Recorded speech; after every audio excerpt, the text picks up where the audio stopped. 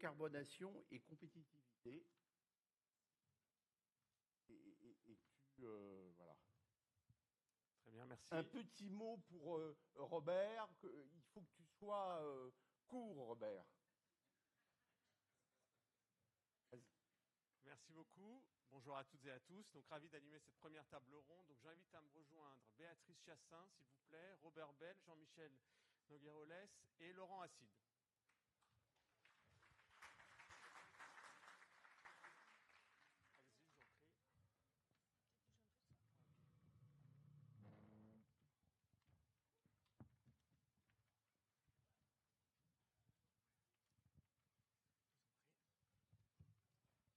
Ok, donc vous voyez que le thème de la table ronde a un point d'interrogation.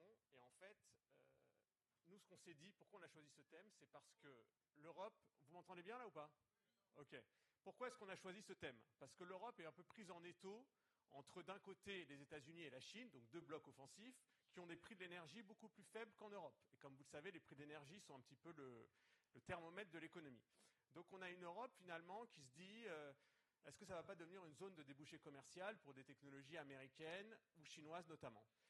Et face à ça, dans cette forme de choc des titans, il n'y a pas vraiment de politique industrielle en Europe. C'est pour ça qu'on va essayer de voir aujourd'hui si on peut concilier souveraineté industrielle, décarbonation et compétitivité. Et en fait, on va voir que la décarbonation, elle renforce le besoin de souveraineté et de compétitivité. Pourquoi? Parce que vous avez une sorte de quasi-monopole sur ce qu'on appelle les minerais, les terres rares qui sont nécessaires à la décarbonation. Donc pour construire les batteries des voitures électriques ou pour produire des équipements d'énergie renouvelable. Et ces terres rares sont contrôlées en termes de ressources majoritairement quand même par la Chine, qui contrôle aussi les chaînes de valeur. Donc on doit inventer une forme de nouvelle diplomatie des minerais et la décarbonation ne doit pas faire perdre de vue la logique de souveraineté et de compétitivité. Sinon, on va remplacer une dépendance par une autre. Et alors que pendant des années, on a eu la géopolitique de l'énergie, après on a eu la géopolitique du climat, là on a une vraie géopolitique des chaînes de valeur. Et donc c'est un peu le réveil, ça doit être le réveil de l'Europe dans ce domaine-là, pour une vraie industrie décarbonée. Donc on va arrêter d'opposer les échelons locaux, nationaux et européens, et on va parler des trois. Donc ma première question s'adresse à Béatrice Chassin. Quelle est votre vision en tant que directrice générale énergie-climat de la région Nouvelle-Aquitaine qui nous reçoit aujourd'hui sur la décarbonation, la compétitivité et le rôle de la région pour aider les entreprises à réduire leur facture énergétique? Merci Raphaël. Bonjour à toutes et bonjour à tous. Quand je parle de ma région à mes amis qui se trouvent à Paris ou dans le nord de la France, c'est que je leur demande d'évoquer ce qu'évoque pour eux la Nouvelle-Aquitaine. Souvent, ils me répondent les fêtes de Bayonne, le surf, peut-être les francopholies de La Rochelle, peut-être les grottes de Lascaux, mais pas très souvent l'activité industrielle de notre région. Et en réalité, la Nouvelle-Aquitaine, c'est un tissu industriel assez dense de 9500 établissements industriels. On est la 5e région en termes d'emploi industriel en France. Et c'est une région qui est dominée par quelques grands secteurs économiques que sont l'aéronautique, le spatial, défense, l'industrie agroalimentaire, le foie gras, le vin, le cognac, etc. Et puis également le secteur bois-papier. Mais ce sont donc des grands groupes, mais ce sont aussi un tissu de PME rurales extrêmement présentes sur l'ensemble du territoire des 12 départements de la grande région. La caractéristique aussi de la Nouvelle-Aquitaine, c'est qu'il y a une concentration importante de la consommation énergétique des entreprises sur un faible nombre d'entreprises industrielles. On a 200 industries dans la région qui consomment 80% de ce que consomme le secteur industriel régional. Et donc, on s'est dit, lors de la création de la région Nouvelle-Aquitaine, peut-être que vous ne savez pas, mais en 2016, ont été fusionnés l'ex-Poitou-Charentes, l'ex-Limousin et l'Aquitaine. Alain Rousset, donc, en est le président. Eh bien, on s'est dit, mais il serait important que nous, régions, et tout à l'heure, cela a été évoqué, le rôle des régions est important, puisque le développement économique est notre mission majeure. Eh bien, l'idée est de pouvoir accompagner nos entreprises pour les aider à réduire leur facture énergétique, à améliorer leur compétitivité énergétique grâce à la décarbonation. Et pour nous, la décarbonation, c'est un outil majeur de souveraineté et d'amélioration de la compétitivité énergétique. Et on s'est concentré sur ces fameuses 200 entreprises qui ont été pour nous des cibles prioritaires. Et notre accompagnement, il est vraiment adapté entre des petites entreprises qui consomment peu et également différent par rapport aux énergo-intensifs. Je pense à des entreprises du secteur bois-papier, qui est important en Nouvelle-Aquitaine, secteur également des matériaux de construction ou de la chimie. Nous avons mis en place des contrats de partenariat avec ces industriels pour les aider, les accompagner sur le long terme à pouvoir justement réduire la facture énergétique. Et l'activité de la région, c'est pas justement simplement d'être dans notre bureau ou à cocher des cases pour savoir si les dossiers qu'on reçoit rentrent bien dans nos critères. C'est pas du tout ça.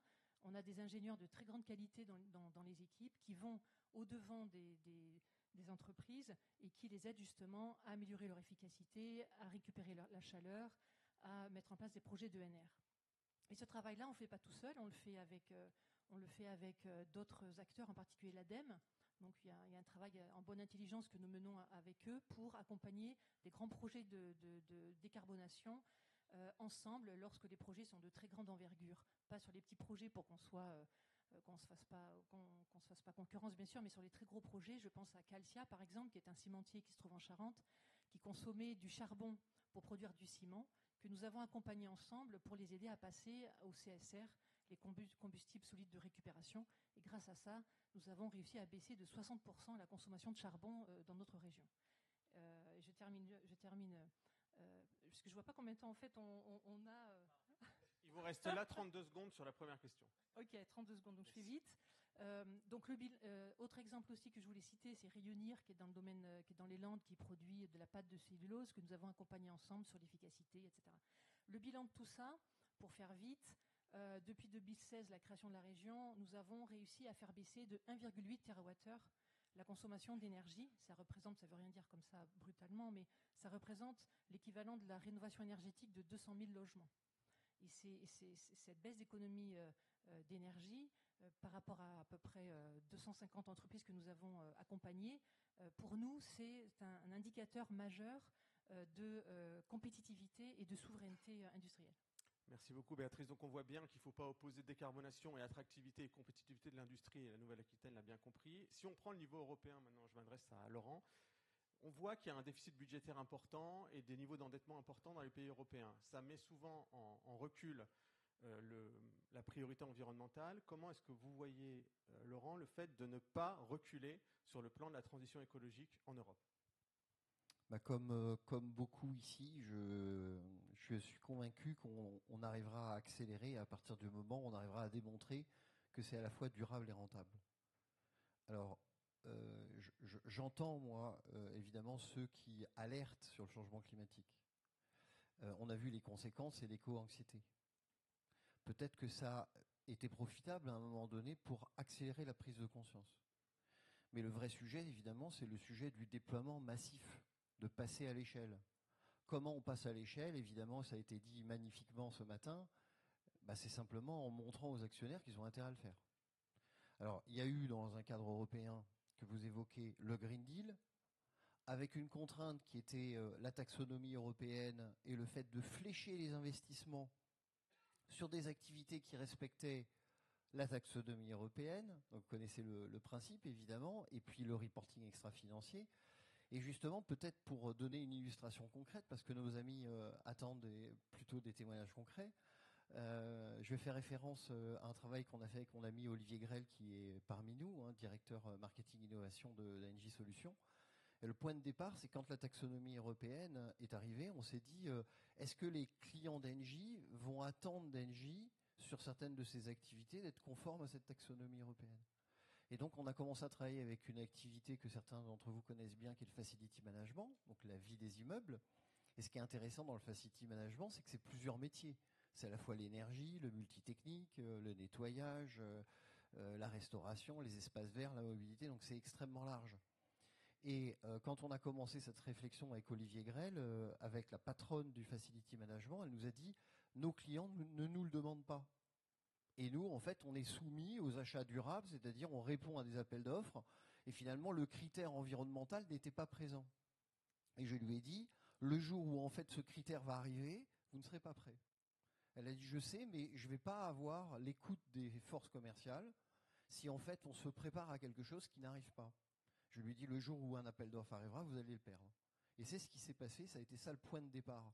Alors pourquoi j'évoque cet élément-là? Parce que j'évoque évidemment la responsabilité des grands donneurs d'ordre d'introduire ça dans les achats durables, parce que c'est dans les achats durables, alors les entreprises vont essayer d'y répondre d'une certaine manière. Et en travaillant sur le facility management, pour être très concret, en travaillant à la fois avec les forces commerciales et avec les bureaux d'études, on a identifié 50 solutions à la fois durables et rentables qui venaient en remplacement des solutions qui ne l'étaient pas. Et après, on a vu le critère environnemental qui avait un poids de 5% et qui est passé à 30%. Et donc, chemin faisant, on est arrivé à inventer un concept qui est le FM à impact. Donc on voit qu'on est parti finalement d'une contrainte qui était la taxonomie européenne, et ce cadre européen finalement, il peut être incitatif, et finalement pour faire quoi? Pour remplacer des solutions non durables par des solutions durables. L'élément qu'il faut garder en tête, c'est que nous, à cette époque-là, on avait qualifié plus de 2000 solutions à la fois durables et rentables. Je vais faire référence au travail formidable qu'a fait Bertrand Piccard, que vous connaissez tous, dans la Fondation Solar Impulse. Et on voit le groupe Bouygues qui a passé maintenant un partenariat stratégique avec la Fondation Solar Impulse pour faire quoi? Pour balayer ce référentiel de 2000 solutions durables et rentables, en disant lesquelles on peut mettre en œuvre et déployer massivement. Donc on voit, je crois, beaucoup à l'échelle régionale, parce que vous avez, vous aussi, en tant qu'acheteur, le pouvoir de dire, commençons déjà avec les solutions qui sont à la fois durables et rentables. Et je vais, si vous m'autorisez, prendre un exemple parmi les solutions qu'on a identifiées. Il y a un procédé qu'on appelle l'eau ozonée. Bon, pour les gens du métier, j'imagine que vous connaissez ça. Bon, il y a un procédé technique qui transforme l'eau en détergent. Je ne sais pas si certains d'entre vous, qui connaît l'eau ozonée? C'est pas mal. Il y en a quand même 4 qui connaissent ça. Alors, l'eau ozonée remplace avantageusement les détergents. Comment se fait-il qu'on utilise encore les détergents? Je vous pose la question. À partir du moment où il y a un procédé qui existe, qui permettrait de remplacer un produit qui est polluant, vous êtes d'accord, les détergents? On devrait avoir 100% des produits de nettoyage avec de l'eau ozonée. Parce que cette solution, elle est très rentable. Des expérimentations ont été menées par Engie et l'équivalent de 6 000 € d'achat de détergent pour le centre pénitentiaire de Rennes a été remplacé par un équipement qui vaut 1 200 € avec une cartouche qui coûte 300 €. Donc le défi qui est devant nous, c'est prenons ces solutions qui existent et déployons-les de façon massive. Et j'entends évidemment la petite musique qui me dit, est-ce que ça sera suffisant pour finalement lutter contre le changement climatique? Non, mais commençons déjà avec ça parce que c'est à notre portée et on aura l'écoute attentive au sein des entreprises de dire, puisque c'est rentable, faisons-le et faisons-le massivement. Très bien, merci beaucoup Laurent. Donc pour rester au niveau européen et pour pas que l'Europe ait à choisir entre un désert industriel et désert environnemental, il y a la question du financement. Le financement, il est essentiel, donc je me tourne vers Jean-Michel. Selon toi, Jean-Michel, quels mécanismes un peu innovants auxquels tu penserais permettraient de concilier décarbonation et souveraineté à partir de financements innovants, notamment pour renforcer les capacités de financement de la Banque européenne d'investissement? Oui, merci Raphaël pour cette question, parce que effectivement, l'enjeu pour l'Europe, c'est de retrouver sa capacité industrielle, de souveraineté, de création d'emplois et d'affaiblir quelque part la dépendance structurelle qui est la nôtre vis-à-vis d'acteurs qui sont finalement des producteurs d'énergie fossile. Je reviens des États-Unis, j'ai atterri hier. Avec Trump, évidemment, on est reparti, je dirais, 20 ans en arrière. C'est-à-dire que on est dans la production à outrance d'énergie fossile. Et on le sait tous, on a vu cette négociation avec cette image qui, pour moi, est une honte pour l'Europe, qui est de dire, finalement, on va s'engager à acheter, Myriam a commencé ce matin par en parler, des énergies fossiles dans des proportions qui sont tout à fait affligeantes. Je crois que c'est l'enjeu. Si on ne veut pas être des vassaux, si on ne veut pas être condamné à disparaître sur le plan géopolitique, il faut reprendre la main, et c'est pour ça qu'il faut avoir une vision politique à l'échelle européenne. Pourquoi l'échelle européenne? Parce que tout simplement, il n'y a pas d'autre échelle qui soit à la hauteur de l'enjeu. Et si on n'est pas sur une échelle européenne, on n'y arrivera pas. Alors pour répondre à ta question, Raphaël, très, très concrètement, on pourrait imaginer tout simplement un financement innovant qui serait basé sur la réutilisation de la masse monétaire qui a été créée au moment de la politique d'accroissement quantitatif et qui correspond à plus de 3 000 milliards d'euros aujourd'hui. On pourrait la rediriger vers le financement en quasi-fonds propres, comme des fonds de private equity, à travers la BEI, à laquelle, bien sûr, il faudrait donner une nouvelle mission par une modification du traité de fonctionnement de l'Union européenne, et aussi à la BCE, pour éviter que la Cour de Karlsruhe en Allemagne ne vienne expliquer au gouvernement allemand qu'il est sorti du champ d'application constitutionnel allemand qui est le sien. Eh bien, il faudrait qu'un traité nous dise, donc on modifie légèrement le traité de l'Union européenne, qu'on modifie le traité de fonctionnement de l'Union européenne, qu'on donne une mission élargie à la BCE, qu'on donne une mission élargie à la BEI, qu'on la dote des capacités financières, c'est-à-dire qu'on multiplie ses fonds propres par 5, ce qui est tout à fait possible, puisqu'on peut utiliser, à mon sens, une partie du plan européen vers la recapitalisation de la BEI. Et ainsi, on recrée un effet de levier supplémentaire financier, parce qu'on va démultiplier le plan vert à travers la BEI. Et si on fait ça, alors concrètement, le mécanisme, c'est quoi? C'est tous les ans, pour faire simple, la BCE, qui a racheté massivement des actifs financiers pendant les années d'accroissement quantitatif, c'est-à-dire jusqu'en 2022, et qui a vu sa masse monétaire diminuer parce que face à l'inflation ou la menace d'inflation, on est obligé de le faire. Mais comme là, on revient autour de 2 points, on retrouve des marges là-dessus. Et autour de 2 points, eh bien, on peut se dire que la BCE, plutôt que de ne pas réinvestir quand elle est remboursée, parce que les titres financiers ont une maturité, une durée, et ils sont remboursés au terme de cette durée. Et par conséquent, c'est 200 à 250 milliards d'euros tous les ans qui sont remboursés à la BCE. Eh bien, si la BCE reçoit pour mission de racheter des obligations vertes, des green bonds, dont la définition réglementaire européenne a été absolument établie, puisqu'on fait référence à la taxonomie verte dont on parlait, c'est-à-dire lorsque ça finance des activités vertes au sens de la taxonomie européenne, et qu'on donne pour mission à la BEI d'émettre des obligations vertes qui seraient donc rachetées par la BCE, pardonnez-moi, pour pouvoir financer en quasi-fonds propres des projets dédiés, eh bien on va recréer cette marge de financement. Et ça, c'est du très concret. Mais il faut simplement que politiquement, on y arrive. Pourquoi c'est du très concret? Parce que si je crée 250 milliards par an d'investissement en quasi-fonds propres, j'ai un effet de levier avec de la dette bancaire d'au moins le même montant. Et si j'ai des entreprises qui investissent le même montant, ça me fait 750 milliards par an. C'est exactement ce que demande Bruno Draghi, ce que propose Bruno Draghi, donc son plan de financement et son plan qui a été remis à travers le rapport que vous connaissez en septembre dernier pour retrouver de la compétitivité et de l'industrie en Europe. Voilà, je ne veux pas faire trop long, je laisse la parole. Merci Jean-Michel. Donc vous voyez que s'il y a on peut applaudir. S'il y a un remaniement ministériel dans quelques jours, vous avez peut-être le futur ministre de l'économie à bon entendeur, salut. Pour financer la transition écologique en Europe, puisqu'il a une solution très, très concrète. Merci Jean-Michel. Juste pour revenir rapidement sur les territoires, si on parle de Nouvelle-Aquitaine, Béatrice, il y a aussi l'idée de dire que au moment de l'invasion de l'Ukraine par la Russie en 2022, il y a eu une prise de conscience de l'Europe qui s'est réveillée en se disant finalement, il y a un problème de dépendance au gaz russe, notamment les pays comme l'Allemagne ou plus à l'est de l'Europe. Et ils se sont dit, c'est pas grave, on va remplacer cette dépendance par une autre, celle au GNL, gaz naturel liquéfié américain, mais sans penser aux implications diplomatiques et environnementales. Donc, concrètement, comment, Béatrice, la région accompagne aussi les entreprises à moins dépendre de ressources énergétiques étrangères à partir de ressources énergétiques locales?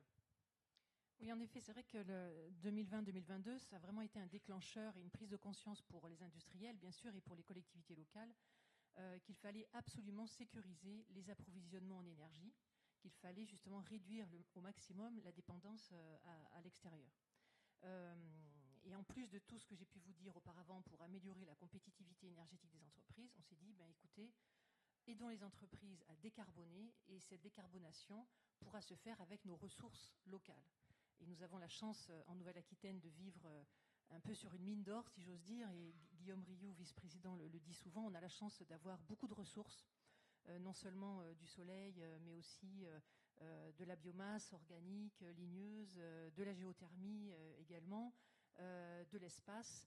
Et nous faisons tout un travail de fourmi auprès des industriels de la région pour les aider à réduire leur dépendance à l'extérieur, en particulier en utilisant beaucoup plus le photovoltaïque en autoconsommation, par exemple, autoconsommation collective. Et je pense au port maritime, au port de La Rochelle, qui est tout à côté, que nous suivons, et qui est un projet tout à fait intéressant d'autoconsommation collective et qui permettra d'alimenter les industriels du port pour leurs besoins électriques. Je pense à la biomasse en particulier organique, qui est importante en Nouvelle-Aquitaine. Nous avons il y a quelques années réalisé une étude sur le potentiel de biomasse et on s'aperçoit bien que dans notre région, eh bien, nous avons les possibilités d'atteindre 30% de gaz vert à 2030, voire être complètement autonome 100% à 2050, parce que la ressource méthanisable est présente. La biomasse est aussi la biomasse ligneuse, tout ce qui est bois énergie. Je pense à la coopérative agricole Euralis qui se trouve vers Pau, qui a décidé d'arrêter de consommer du gaz et de changer sa chaudière et d'utiliser une chaudière avec des rafles de maïs pour justement pouvoir chauffer ses silos de céréales en utilisant donc des ressources locales. Et puis un mot aussi important sur la chaleur renouvelable qui est extrêmement importante pour notre secteur papetier, bois en Nouvelle-Aquitaine. Nous nous sommes battus pour obtenir la délégation du Fonds Chaleur. Fonds Chaleur qui est un outil que vous connaissez bien sûrement de l'ADEME. Et la loi 3DS, il y a quelques années, a donné la possibilité aux régions de devenir délégataires de ce Fonds Chaleur. Et nous nous sommes battus, nous sommes 2-3 régions en France à avoir obtenu cette délégation pour les 3 ans qui viennent. Et nous sommes donc guichet unique face à un industriel pour pouvoir l'aider à décarboner, puisque nous gérons les fonds régions, les fonds européens et les fonds de l'ADEME. Nous avons une entreprise, par exemple, en Dordogne à Sarlat, qui s'appelle Coloplast, qui est soutenue dans ce cadre-là, grâce à cette délégation du Fonds Chaleur, pour pouvoir passer à la géothermie et réduire sa consommation de gaz.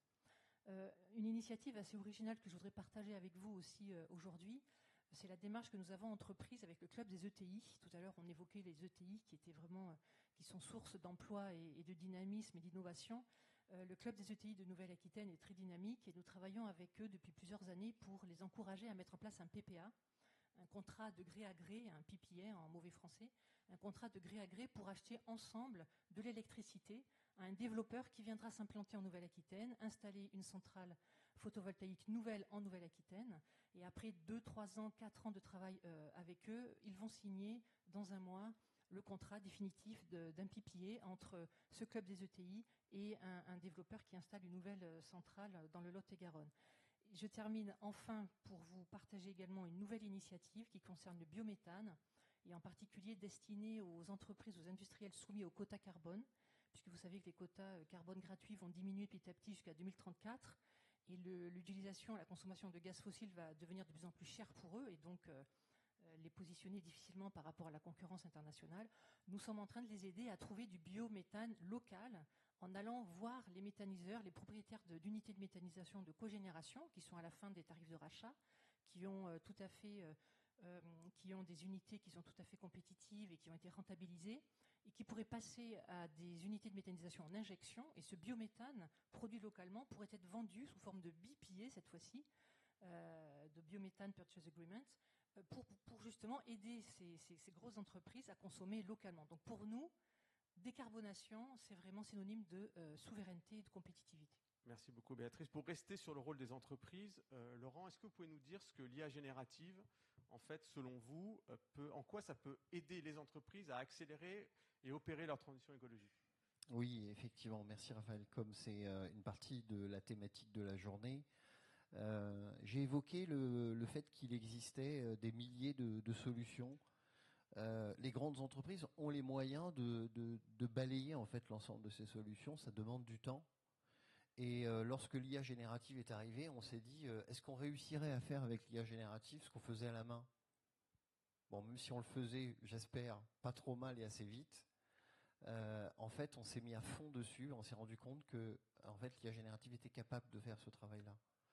Pour moi, l'IA générative, ça va peut-être vous choquer, mais c'est l'innovation la plus transformative que j'ai rencontrée de ma carrière.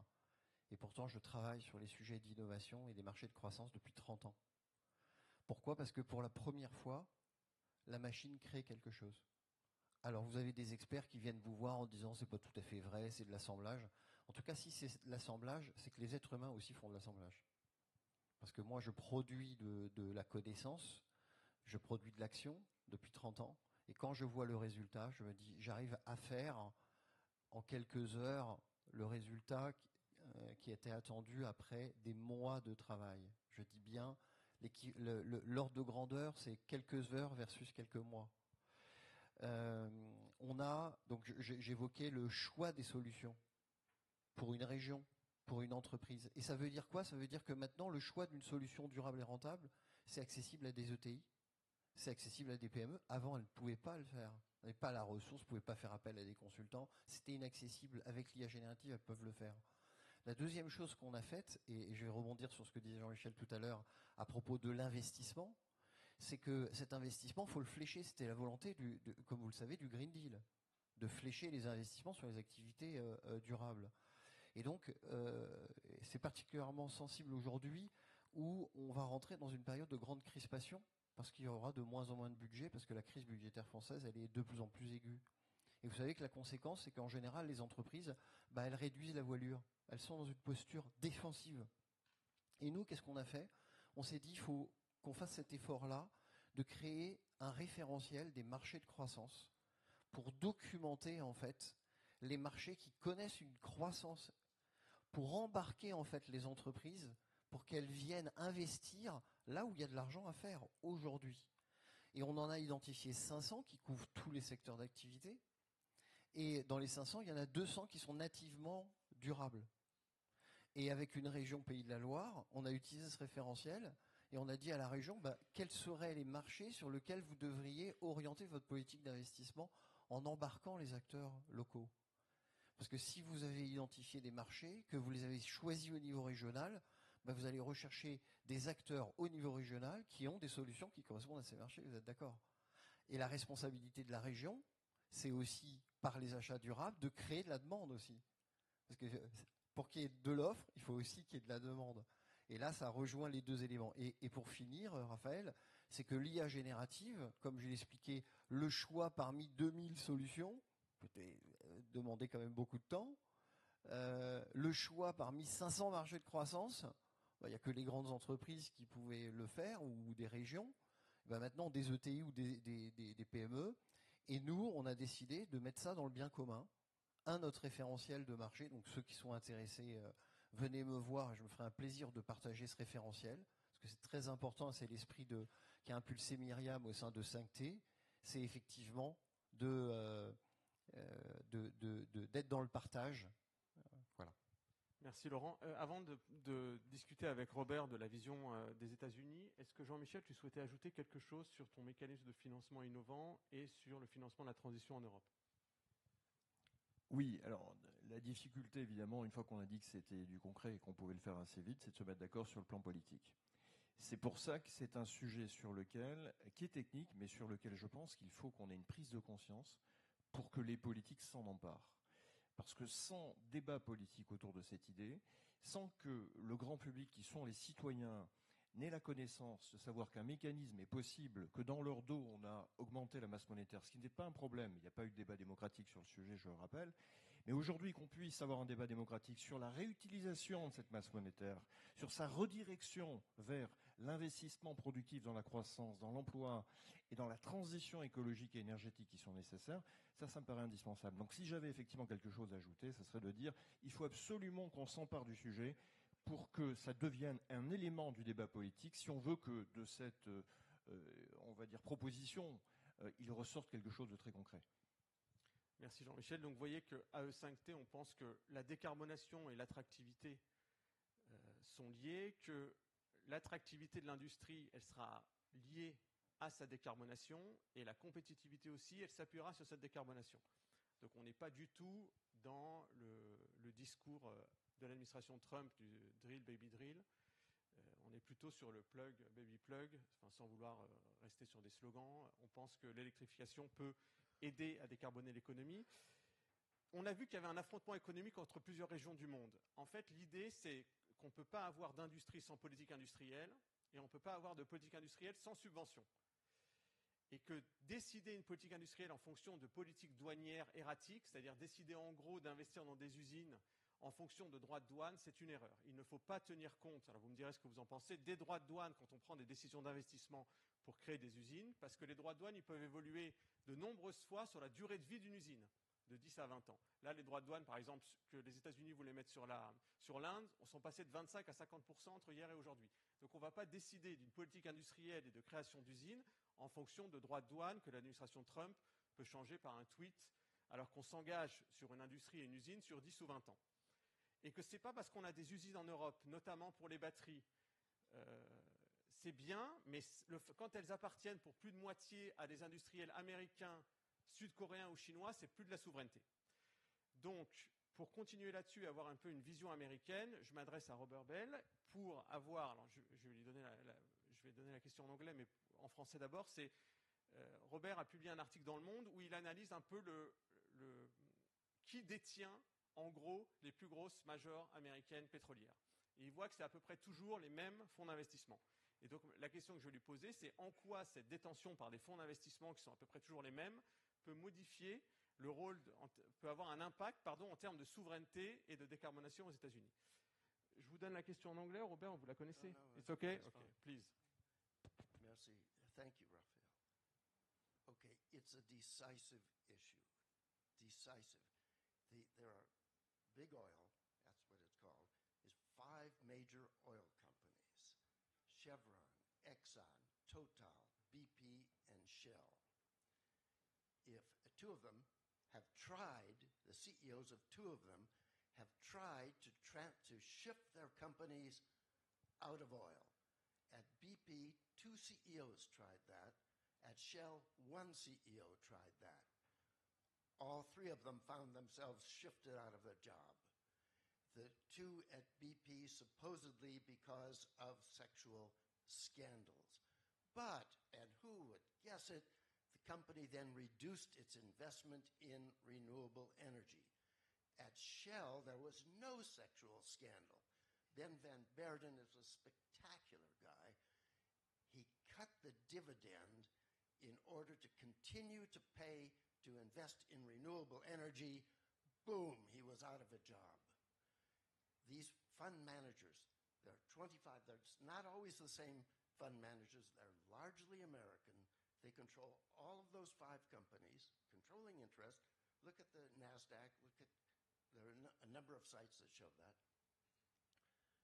Okay. Why won't these fund managers let these guys invest in renewable energy? They have, by and large, they have nothing against renewable energy. They just want all the money for their funds.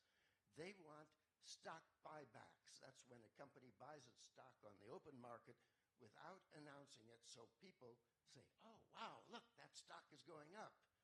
And so they buy it. And then they want all the money from dividends, and if the company makes a lot of money, special dividends. They will permit, these fund managers, they will permit small investments in renewable energy. They're not all greenwash. Some of them are real investments, but the point is they're small compared to the investments in oil. Will these fund managers permit competition among these companies? Yes, they will. They will permit competition to be the last man standing in oil as the world gets out of oil.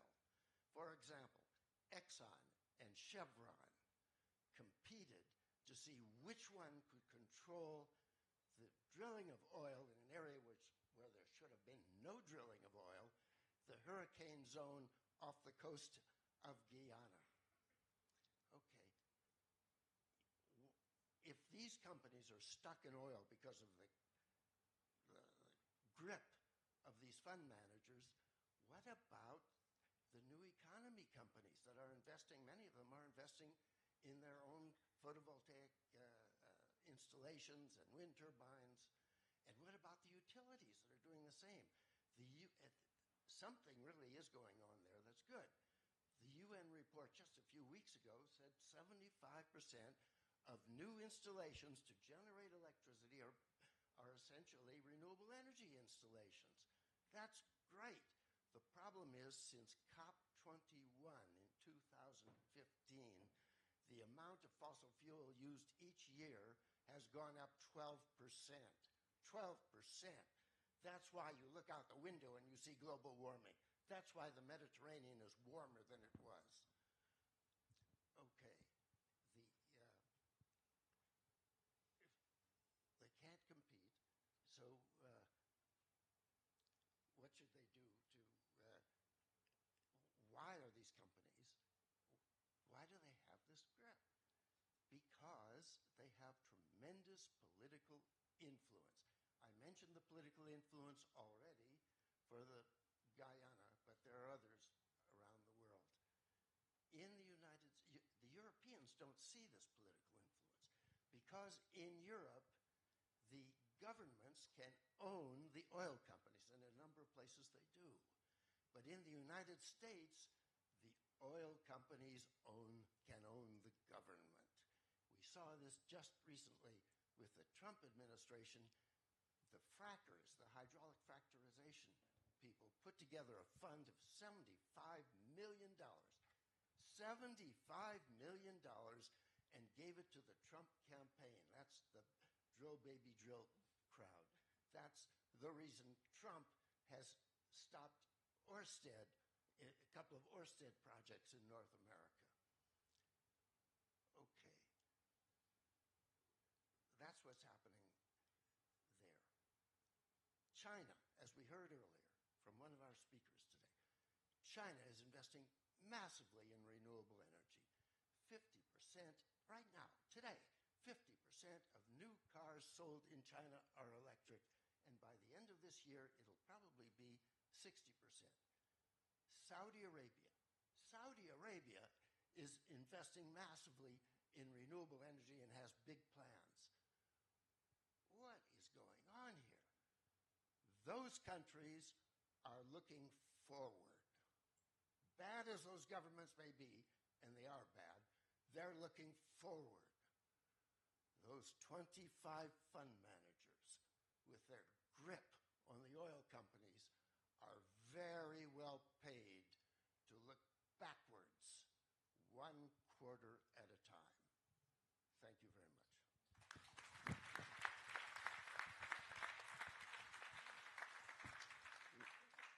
Merci beaucoup, Robert. Donc, on voit bien qu'il y a un problème de vision, en tout cas au niveau européen, et que parfois il y a des décisions qui peuvent être prises sans études d'impact suffisamment claires, notamment interdire les véhicules en 2035 thermiques sans être sûr que ça ne va pas se traduire par un tsunami de véhicules étrangers électriques, notamment sud-coréens ou chinois, c'est manquer en termes d'études d'impact.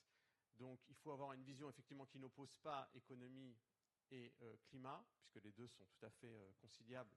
On peut enlever le point d'interrogation du titre de la table ronde grâce à nos intervenants. Il me reste 2 minutes, donc Denis, tu peux me féliciter, nous féliciter, puisqu'on a réussi.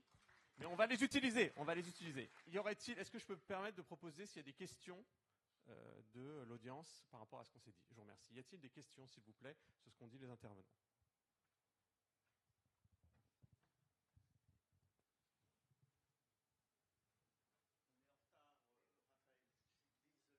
Donc, pas de questions? Donc, je vais conclure en 1 minute 30? OK. Bon, donc, si on ne veut pas que l'Europe soit un îlot décarboné, il faut arrêter d'opposer l'industrie et le climat et comprendre que le rôle des entreprises est primordial. Donc, merci beaucoup aux intervenants. Est-ce que quelqu'un souhaiterait ajouter quelque chose? Raphaël, effectivement, je crois que l'enjeu, tu l'as dit, c'est celui de la dépendance. Et très souvent, on nous oppose l'argument selon lequel le passage à une économie décarbonée allait faciliter l'importation de produits, notamment produits en Asie. Et il ne tient qu'à nous, en réalité, d'inverser les choses. Il ne tient qu'à nous d'investir massivement avec un plan très clair, ce qui permettra de créer des économies d'échelle suffisantes pour que les grands groupes puissent agir de manière concomitante. Et c'est en créant les conditions politiques de cette vision que nous pourrons transformer, comme le disait Churchill, cette difficulté en une opportunité. Exactement, Jean-Michel. Et en plus, on vient de sortir une étude documentée scientifique qui prouve qu'on peut tout à fait avoir une croissance économique et la combiner avec le développement économique. Et donc, la solution au climat n'est pas la décroissance. Merci beaucoup.